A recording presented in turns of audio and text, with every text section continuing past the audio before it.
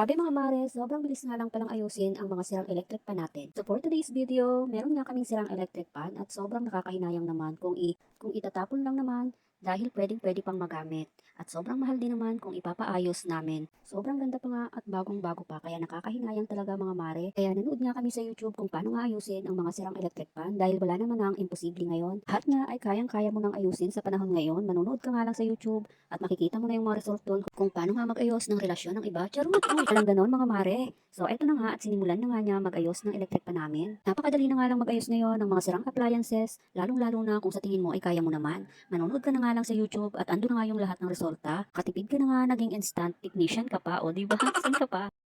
So, bali may binili nga siya diyang pyesa. Hindi ko nga alam at hindi ko rin natanong kung ano nga yun. Pero yung bili nga lang niya ay nasa 20 pesos. So, ayun nga yung nilagay niya dyan sa may likod. Para umandar nga ulit yung aming electric pan kasi sayang naman talaga. Tsaka sobrang mahal magpaayos ngayon. Kaya yung tips ko sa inyo mga mare, kapag may mga sira nga kayong mga gamit dyan sa bahay nyo, wag nyo munang itatapon or wag nyo munang ipapakilo.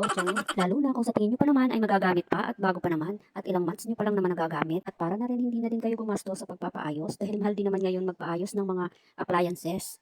Manood na nga lang kayo sa YouTube ng mga DIY kung paano nga mag-ayos ng mga appliances or mga sira nyong gamit, kung ano yung sira nyong gamit. Dahil sayang naman kung magpapaayos pa kayo at bibili ulit ng bago. Pwedeng-pwede naman kayo na mismo ang mag-ayos dahil yun naman na yung ginagawa ng mga tao ngayon. Pinapanood na lang sa YouTube yung mga tutorial kung paano ayusin yung mga appliances natin na sira na at pwede pa namang magamit. Kung sa palagay nyo naman or sa tingin nyo naman ay kayang-kaya nyo namang ayusin, ay for the go, kayo na yung mag-ayos. Panoorin nyo lang yung mga tutorial sa YouTube. Sobrang dami guys, I swear, hindi na kayo mapapagastos. So, ito nga electric pa namin guys. Kung makikita nyo ay sobrang bago pa naman at pwedeng-pwede pa magamit. Yung sira nga pala nito ay hindi na talaga siya umiikot. So, bali yung sira siguro ay nasa likod, parang may nasunog na wire kaya hindi na siya umiikot. Kaya eto nga at sinusubukan ngang maayos ng aking asawa dahil sayang naman kung magbabayad pa kami sa pagpapaayos. Kaya kung iisipin, kung pinaayos namin to, baka gumastos pa kami ng mahal, baka nagbayad pa kami ng 500 para lang maayos yung electric pan. So, eto nga at naayos na ng aking asawa dahil lang sa panonood sa YouTube. So, bali 20 pesos nga lang yung binili niyang pyesa. So, ayan, okay na siya at umaandar na ulit. So ayan nga mga mare, kung nakikita niyo naman ay okay na siya